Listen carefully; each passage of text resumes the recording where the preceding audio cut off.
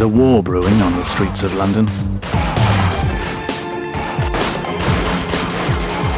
Society is ignoring it. The police can't stop it. And now you are a part of it.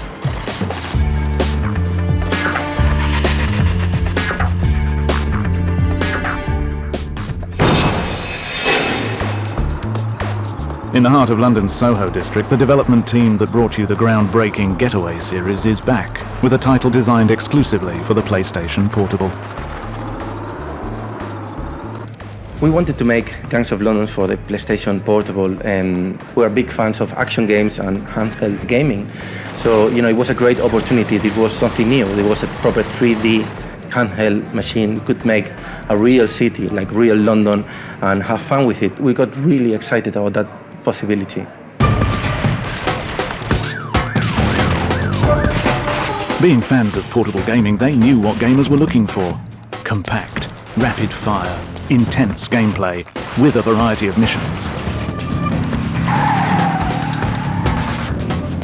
So the main theme of the story mode of Gangs of London is that London's been divided into 31 sectors, and there are 6 gangs vying for control of the whole of London.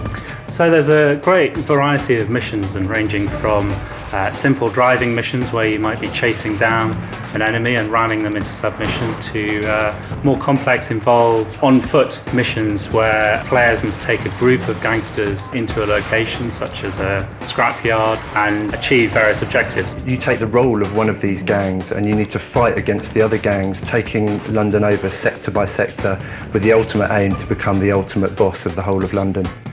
When you start the game, make sure you join the right gang. Each one has specific strengths and talents. So choose your side wisely. So why would you choose one gang over another? There are actually a myriad of reasons you might do this.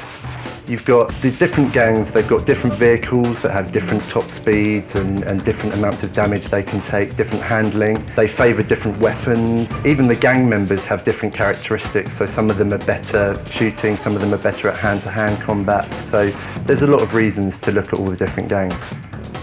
The sort of Uber gang that you don't actually get to play, they're called the Andy Steele Associates. Their leader is Andy Steele. They're kind of city types, they're more into their white-collar crime nowadays, but they still get their hands dirty. Then you've got, say, the Talwar brothers. Now, their leader's Asif Rashid. He's quite young to be a gang boss.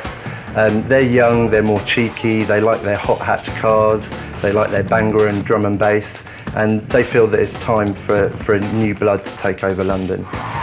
You've got the EC2 crew. They're sort of yardie type gang. They're pretty fearsome, involved in drug dealing and racketeering. You really wouldn't want to mess with them.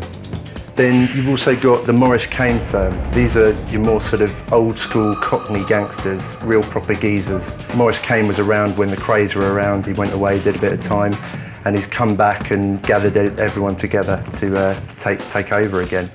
And then you've got the Zakharov organisation, leader Vladislav Zakharov. And he runs his operation under the guise of a shipping firm, but I don't think they ship much that you could sell in a normal shop.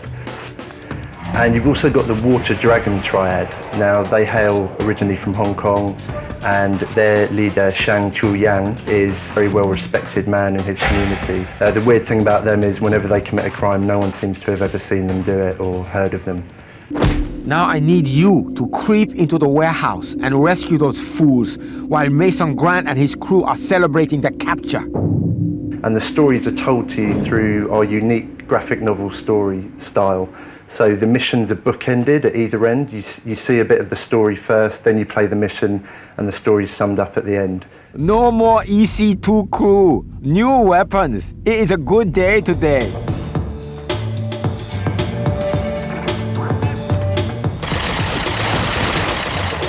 If the unique graphic style of the game wasn't enough, now players can both control and command London's most dangerous gangsters.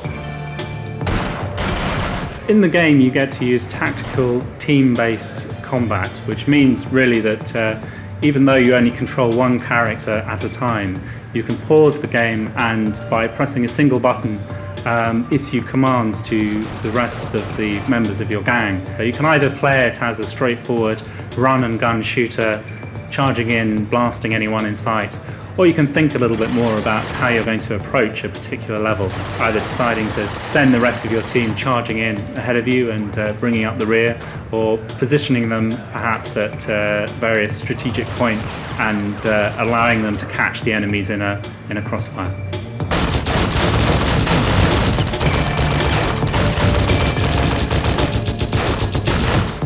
Players can switch between weapons at any point during the level, and they achieve this by simply switching to the character that has the weapon that they want to use.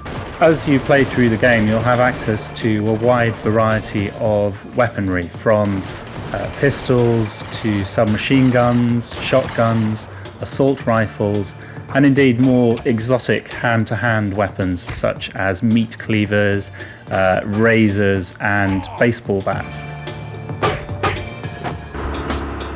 Acknowledging that portable gamers love variety, the Gangs of London team was sure to include several free roaming modes that take advantage of the rich and detailed city. The free roaming modes in Gangs of London have nothing to do with the gangster life. It's a different take on London. For example, we have one mode called 4 Weeks Later, which is a take on zombies. You have zombies coming from the city, coming from the ground, and you have to kill them or run them over, or save some people from them. In tourist mode, you get to explore London as a tourist. This means that you go around photographing the different landmarks, and all those photographs are kept in a lovely photo album that you can cherish.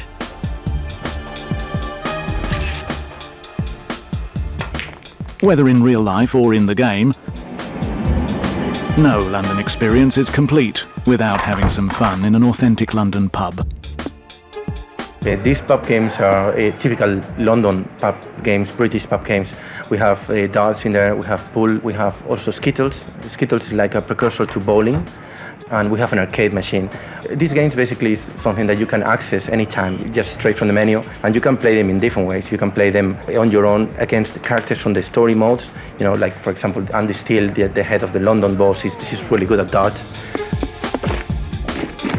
But probably one of the most unique modes is a strategy game based on a classic board game.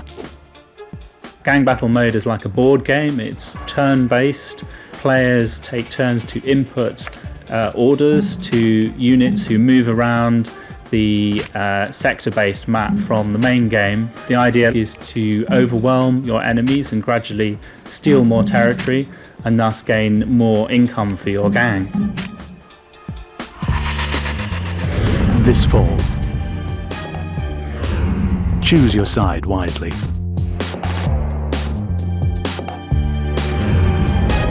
Gain respect. Outsmart your enemies. And take over London.